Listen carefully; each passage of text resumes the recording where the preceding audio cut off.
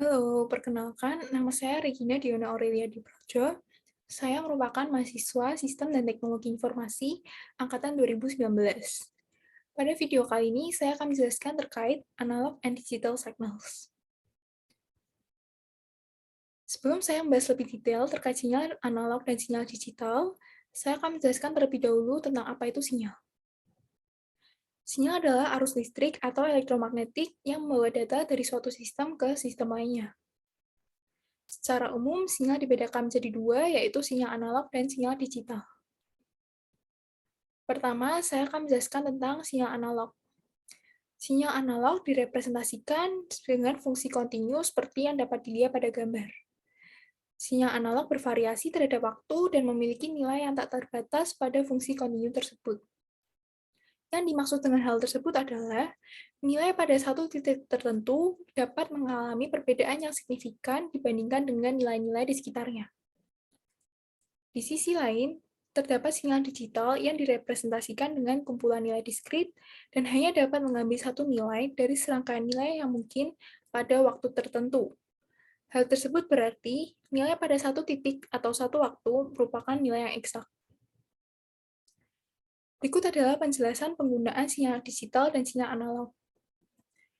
Sinyal analog biasanya digunakan untuk merepresentasikan nilai fisik dan kejadian alam, seperti pengukuran gempa, frekuensi, kecepatan angin, dan berat.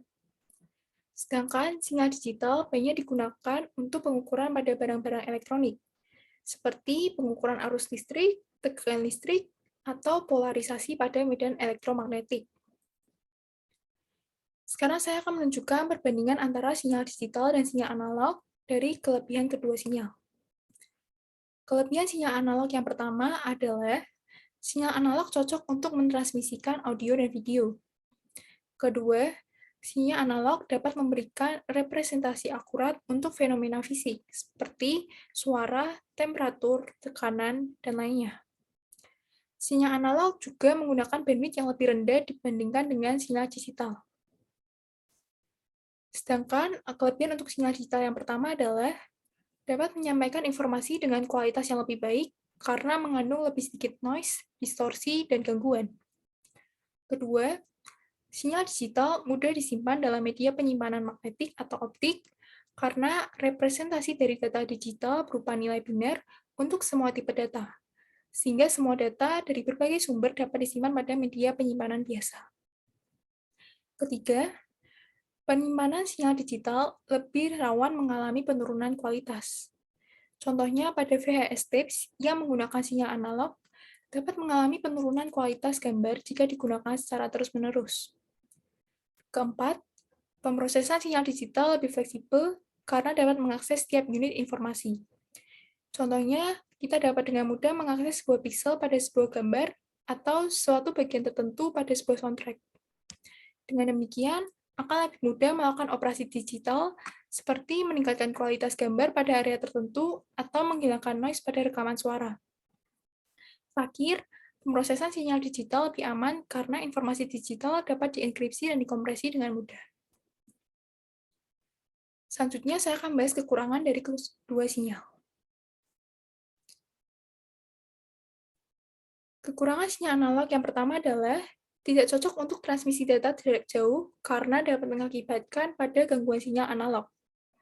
Kedua, sinyal analog rentan terhadap penurunan kualitas. Dan yang terakhir, sinyal analog seringkali mengandung banyak noise dan distorsi. Sedangkan untuk sinyal digital, pertama, sinyal digital dapat membutuhkan bandwidth yang lebih besar. Selain itu, pemrosesan sinyal digital cenderung lebih kompleks.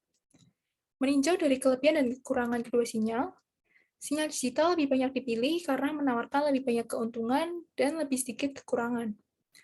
Khususnya pada kualitas yang dimiliki oleh sinyal digital karena kualitasnya jauh lebih baik jika dibandingkan dengan sinyal analog. Sinyal analog dapat dikonversi menjadi sinyal digital dengan beberapa metode, yaitu sampling atau kuantisasi.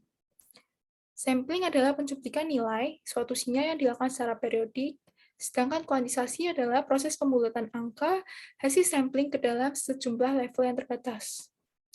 Untuk penjelasan lebih detailnya, Anda dapat menonton playlist mata kuliah sistem multimedia oleh STI 19 lainnya ya. Selanjutnya, saya akan membahas tentang manfaat dari keilmuan sistem multimedia. Yang pertama adalah manfaatnya di bidang pendidikan yang sudah familiar bagi para mahasiswa atau pelajar, serta dosen atau pengajar.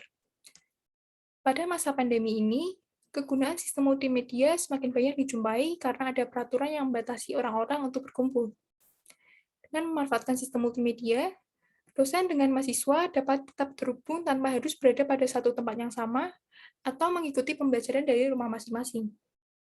Contoh penerapannya adalah video conference, seperti melalui Zoom, Google Meet, ataupun platform lainnya. Manfaat selanjutnya adalah pertukaran informasi.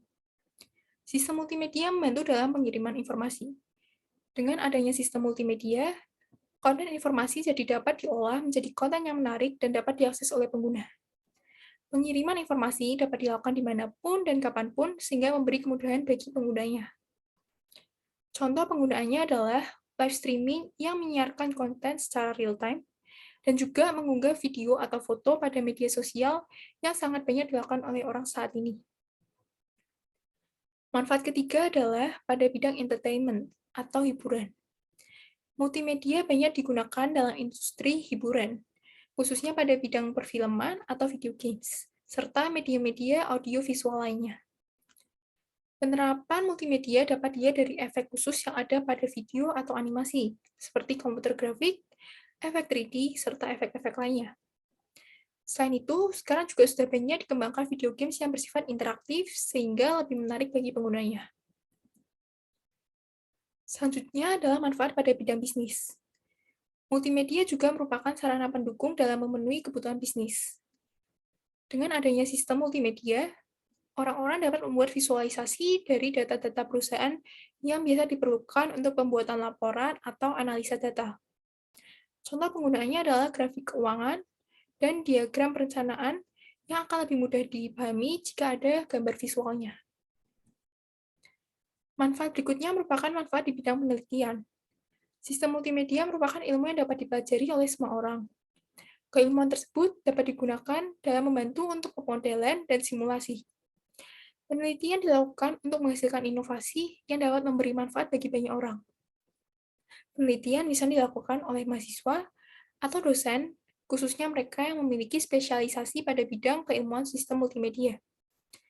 Contoh penerapannya adalah pengembangan multimedia interaktif yang nantinya mungkin dapat menjadi sebuah produk yang memberi user experience baru bagi pengguna. Manfaat berikutnya adalah manfaat di bidang kesehatan. Sistem multimedia dapat membantu tenaga kesehatan atau dokter dalam menangani pasien. Contoh penerapannya adalah USG atau ultrasonografi, yang merupakan sebuah teknik diagnostik pencitraan dengan memanfaatkan suara ultra sehingga dapat mencitrakan organ internal dan otot, beserta ukurannya, struktur, dan luka patologi. Dengan USG, dokter dapat memeriksa organ pada bayi di kandungan sehingga mengetahui kondisi pertumbuhan dan perkembangannya. Selain itu, dalam penelitian di bidang kesehatan, sistem multimedia juga dapat membantu dokter untuk merancang dan membuat material pengganti anggota tubuh. Sekian penjelasan saya terkait sinyal digital dan sinyal analog, serta manfaat keilmuan sistem multimedia. Terima kasih telah menonton, semoga bermanfaat.